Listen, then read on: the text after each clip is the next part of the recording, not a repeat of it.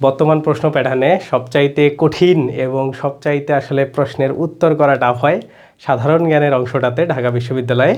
তো আজকে আমি তোমাদের এই প্রবলেমটাকেই সলভ করে দেওয়ার ট্রাই করব, যাতে করে তুমি সাধারণ জ্ঞানের যে 30 মার্কের এমসিকিউ হয় এটার মধ্যে কমপক্ষে 25 থেকে 26 মার্ক উঠাইতে পারো।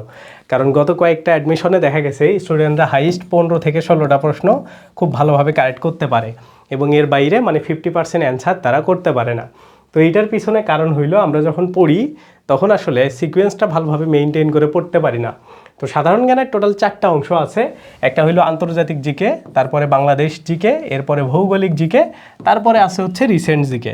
তো এই 4টা জিকের তুমি কোন সিকোয়েন্সে পড়লে খুব ভালোভাবে শেষ করতে পারবা বা আসলে এইভাবে পড়াটা উচিত। হ্যাঁ, তোমরা যেহেতু নতুন বা তোমাদের বইয়ে যেভাবে থাকে তোমরা সেইভাবেই পড়া শুরু করো, যার কারণে আলটিমেটলি তোমরা পরীক্ষাতে ভালো করতে পারো না বা তোমাদের মাথায় আসলে সাধারণ জ্ঞানগুলো থাকে না। সো 1 নম্বরে তোমরা যখন আন্তর্জাতিক অংশটা পড়বা বা যখন তোমরা আন্তর্জাতিক পড়া শুরু করবা, আন্তর্জাতিক কেন এত গুরুত্বপূর্ণ এটা আগে বলি। আন্তর্জাতিক থেকে বিগত বছরগুলোতে 30টার মধ্যে 12 থেকে 13টা করে প্রশ্ন করা হয়েছে এবং এই আন্তর্জাতিকের 12-13টা প্রশ্নের মধ্যে স্টুডেন্টদের পারার সংখ্যা 50%, মানে 6-7টার প্রশ্নের বেশি তারা আসলে অ্যান্সার করতে পারে না এবং মার্কটা এই জায়গাতে অনেক বেশি কমে যায়। সো এই জন্য আন্তর্জাতিক অংশটা একটু ভালো করে একটু ভালো সিকোয়েন্স অনুসারে পড়তে হবে। তো আন্তর্জাতিক অংশ পড়ার প্রথম বা 1 নাম্বার যে ইস্যুটা বা 1 নাম্বার যে টপিকটা হবে সেটা হবে পরিবেশ ইস্যু। মানে পরিবেশ ইস্যু বা পরিবেশ বিষয়ক যে সমস্যাগুলো আছে এটা 1 নাম্বারে তোমরা খুবই ভালো করে পড়বা। যেমন হচ্ছে আইপিসিসি সম্পর্কে তোমরা পড়তে পারো, গ্রিন পিস সম্পর্কে পড়তে পারো, এই ধরনের নানান সংগঠন আছে। হ্যাঁ, ব্যাসেল কনভেনশন সম্পর্কে পড়তে পারো। এই জিনিসগুলো তোমাদের বইয়ের মধ্যে আছে। তো এইগুলো সম্পর্কে বেসিক তথ্যগুলাই তোমাদের পরীক্ষাতে আসবে, সেইগুলো সম্পর্কে খুব ভালো করে জানবা। এখন পরিবেশ ইস্যুটা সম্পর্কে জানার পরে তুমি একদম ডিরেক্টলি চলে যাবা হচ্ছে ইউনাইটেড নেশন এবং বিভিন্ন যে সংস্থাগুলো আছে সেই সংস্থা সম্পর্কে জানার জন্য। কারণ এই ইউনাইটেড নেশন এবং সংস্থা এগুলো থেকে ঢাকা বিশ্ববিদ্যালয়ে প্রশ্ন করে। তার মানে পরিবেশ বিষয়ক বিষয় থেকে তোমরা একটা প্রশ্ন পাবা, ইউনাইটেড নেশন এবং সংস্থা থেকে কমপক্ষে 3টা প্রশ্ন পাবা। হ্যাঁ, সো এই জায়গাতেই টোটাল তোমরা 4টার মতো প্রশ্ন পেয়ে যাবা। এই 2টা টপিক শেষ করলে তোমাদের অনেক পড়াশোনা শেষ হয়ে যাবে। মোটামুটি ধরা যায় যে এই 2টা টপিক হচ্ছে 1946 সাল থেকে বা 1945 সালে যুদ্ধের পর থেকে এই যে আমাদের 2025 সাল পর্যন্ত বিভিন্ন টাইপের ব্যাপারগুলো তোমাদের এই জায়গা থেকে ভালো আন্ডারস্ট্যান্ডিং চলে আসবে। এটা তোমরা প্রথমত শেষ করবা। এর পরবর্তীতে 3 নম্বরে গিয়ে তোমরা যাবা একদম আমাদের ইতিহাসের ব্যাকগ্রাউন্ডে। ইতিহাসের ব্যাকগ্রাউন্ড মানে তোমরা সভ্যতাকে ভালো করে পড়বা, সভ্যতাকে ভালো করে পড়বা। ওকে, সভ্যতা খুবই ভালো করে পড়বা। এরপরে 4 নম্বরে এসে তোমরা আরও কিছু ক্ষুদ্র ক্ষুদ্র জিনিসকে ভাগ করে করে পড়তে পারো। যেমন ধরো বিভিন্ন প্রণালী সম্পর্কে পড়বা, প্রণালী, তারপরে বিভিন্ন লাইন সম্পর্কে বা রেখা সম্পর্কে, হ্যাঁ লাইন বা হইলো রেখা সম্পর্কে, এগুলো সম্পর্কে তোমরা খুবই ভালো করে জানবা। তো এই 4টা টপিক হইলো কোর টপিক তোমার হচ্ছে, তুমি যদি চিন্তা করো আন্তর্জাতিক জিকে অংশের মধ্যে। ওকে, এই 4টা তোমরা পড়লা। এরপরে 5 নম্বরে গিয়ে তোমরা পড়বা হচ্ছে আর কিছু বৈশ্বিক ইতিহাস। বৈশ্বিক ইতিহাস বলতে কি, যেমন হচ্ছে প্রথম বিশ্বযুদ্ধ, দ্বিতীয় বিশ্বযুদ্ধ এবং তার আগের কিছু ব্যাকগ্রাউন্ড এবং প্রথম প্লাস হইলো দ্বিতীয় ওয়ার্ল্ড ওয়ার। হ্যাঁ, এইগুলো সম্পর্কে তোমরা খুবই ভালো করে দেখবা।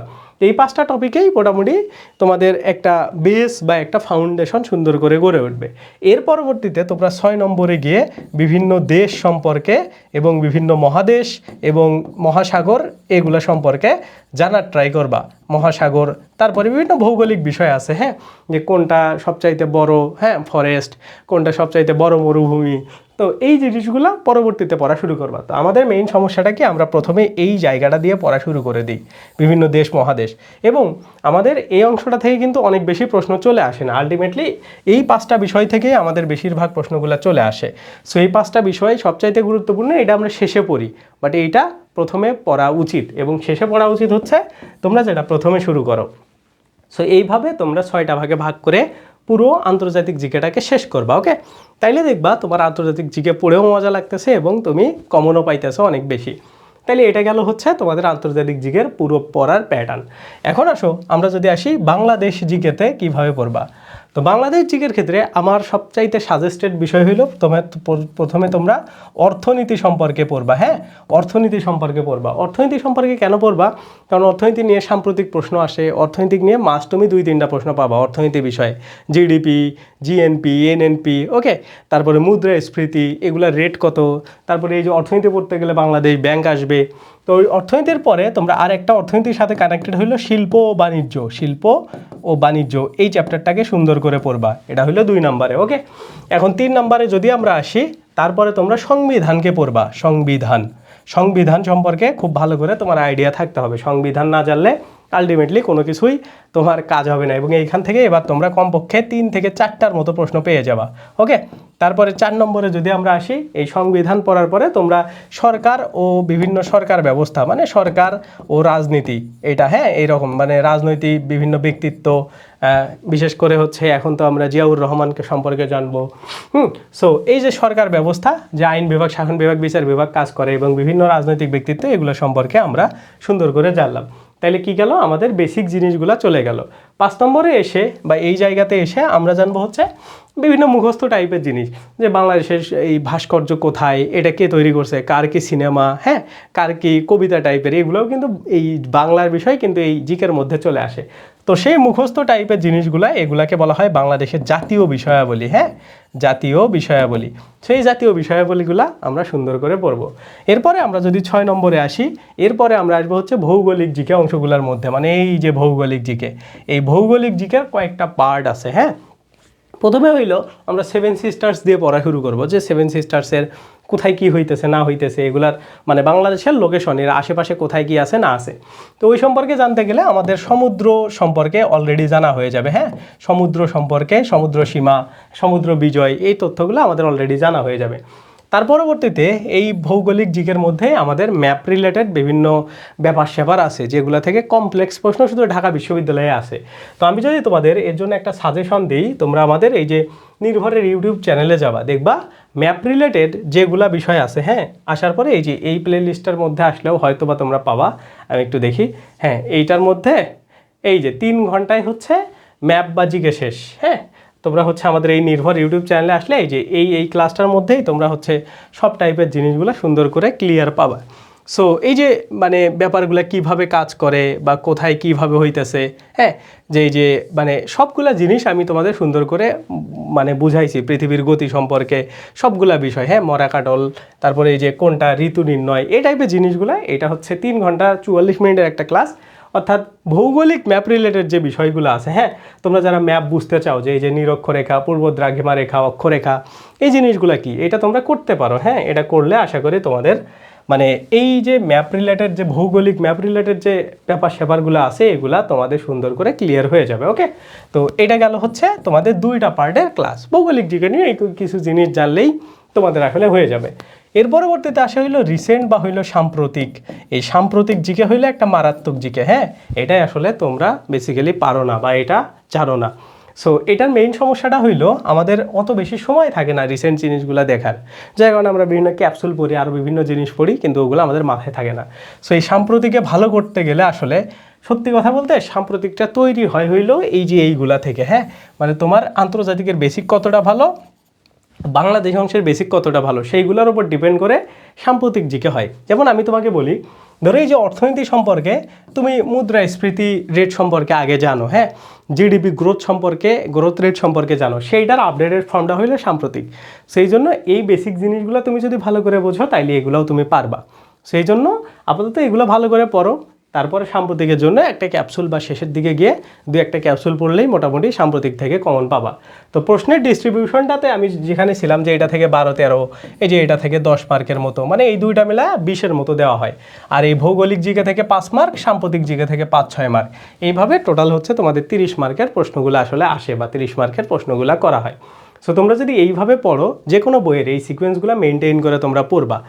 আর এই যে এই জায়গাতে ভৌগোলিক জিকে যখন তোমরা শেষ করবা বা জিকেগুলো শেষ করবা এই বাংলাদেশের মধ্যে, এরপরে 7 নম্বরে তোমরা এসে ওই যে বাংলাদেশের ইতিহাস পড়া শুরু করবা।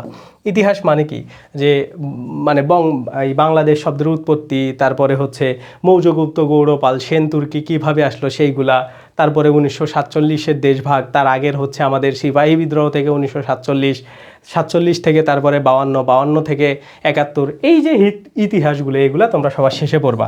এগুলা প্রথমে পড়লে প্রবলেম কি, পড়তে হয় বেশি, কমন পাও কম। হ্যাঁ, কারণ তুমি যদি এইগুলো থেকে খেয়াল করো, এইগুলো থেকে প্রচুর পরিমাণে প্রশ্ন চলে আসে। এইগুলো থেকেই বেশিরভাগ, অর্থনীতি থেকে 3টা প্রশ্ন, শিল্প বাণিজ্য থেকে 1-2টা প্রশ্ন, সংবিধান থেকে 3-4টা প্রশ্ন, সরকার রাজনীতি থেকে তো 2-3টা প্রশ্ন আসবেই, মুখস্থ টপিকগুলো থেকেও 1-2টা প্রশ্ন আসবে। লাস্টে এই পুরো ইতিহাস যেটা তুমি পুরো অ্যাডমিশন ধরেই পড়ো, ওইটা থেকে গিয়ে পাও 2টা বা 3টা প্রশ্ন। সো এই হচ্ছে তোমাদের মেইন প্রবলেম। সো আশা করি তোমরা এই বিষয়টা ক্লিয়ার বুঝতে পারছো যে জিকে আসলে কিভাবে পড়তে হয়। এটা শুধু ঢাবি না, তুমি যেখানেই পরীক্ষা দাও সেই জায়গাতেই এইভাবেই জিকে পড়তে হয়। এবং আমরা আমাদের পেইড কোর্সে ঠিক এক্স্যাক্টলি এইভাবে পড়াই, যাতে করে এই স্টুডেন্টদের মাথার মধ্যে জিকেগুলো ভালো থাকে। এবং তোমরা যারা জিকে ডেমো ক্লাস দেখতে চাও, ইউটিউব থেকে দেখলে এই ভিডিওর শেষে আমি দিয়ে দিব, তোমরা ডেমো ক্লাস দেখতে পারবা।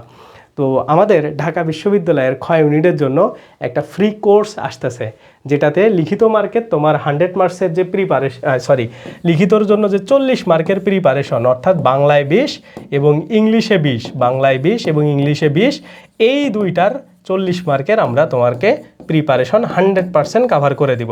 তো করার জন্য কিভাবে তুমি জয়েন করবা, এই ভিডিওর ডেসক্রিপশনে আছে। জাস্ট এইখানে একটা পোস্টের লিঙ্ক আছে, ওইটাতে জাস্ট তুমি ক্লিক করবা, গিয়ে পোস্টে কমেন্ট করবা যে ডিউ রিটার্ন, তাইলে আমরা তোমাকে অ্যাড করে নেব। সো এইভাবেই তুমি অ্যাড হইতে পারো। আশা করি তোমার লিখিতর যে 100% প্রিপারেশন, সেটা এই ফ্রি কোর্সটা থেকেই তুমি করতে পারবা। এটা শুরু হবে হচ্ছে 10 সেপ্টেম্বর থেকে, 10 সেপ্টেম্বর 2026 থেকে। সো তখন থেকে তোমার লিখিতর প্রিপারেশনটা কাভার হবে। আর যারা তোমরা ফার্স্ট টাইমার আছো কিংবা সেকেন্ড টাইমার বিউপির কোর্সে ভর্তি হইতে চাও, অনলি বিউপি নামে আমাদের একটা কোর্স আসতেছে, এটা 3 সেপ্টেম্বর থেকে শুরু হয়ে যাবে। সো এটা যদি আমি তোমাদেরকে একটু ডিটেলস দেখাই, তাহলে তোমরা বুঝতে পারো। এটাতে লাইভ ক্লাস হচ্ছে 87টা থাকবে এবং এক্সাম থাকবে 131 সেট। হ্যাঁ, যেটা বিউপির FASS FSSS এই দুইটার প্যাটার্নে। তুমি যদি এই যে এইখানের মধ্যে আসো বিউপি কোর্স, তাইলে তুমি এটা সুন্দর করে দেখতে পারবা। ওকে, এই যে এটাতে আমরা অলরেডি ভর্তি চলতেছে 2250 টাকায়। ভর্তির জন্য এই যে এই নাম্বারে আমাকে হোয়াটসঅ্যাপে একটা স্ক্রিনশট নিয়ে মেসেজ দাও। তো যারা বিউপিতে পরীক্ষা দিবা বা বিউপিতে দিতে চাচ্ছ, বিউপির পরীক্ষা যেহেতু ঢাবির আগে, বিউপির প্রিপারেশন নিলে তোমার একটা কানেক্টেড প্রিপারেশন খুব ভালোভাবে হবে। আর এটাতে আমরা ইংলিশ ভার্সনেই পড়াবো এবং তোমার সলিড একটা প্রিপারেশন হবে। তো তোমরা যারা যারা চাও এই কোর্সে ভর্তি হইতে পারো। আশা করি বিউপি নিয়ে তোমার আর টেনশন করা লাগবে না। সো এটাই, আল্লাহ হাফেজ, দেখা হবে নেক্সট ভিডিওতে। ভালো লাগলে অবশ্যই লাইক দিবা, কমেন্টে তোমাদের জানার থাকলে অনেক কিছু যা জানার ইচ্ছা কমেন্ট করে আমি রিপ্লাই করার ট্রাই করবো। আল্লাহ হাফেজ, বাই বাই।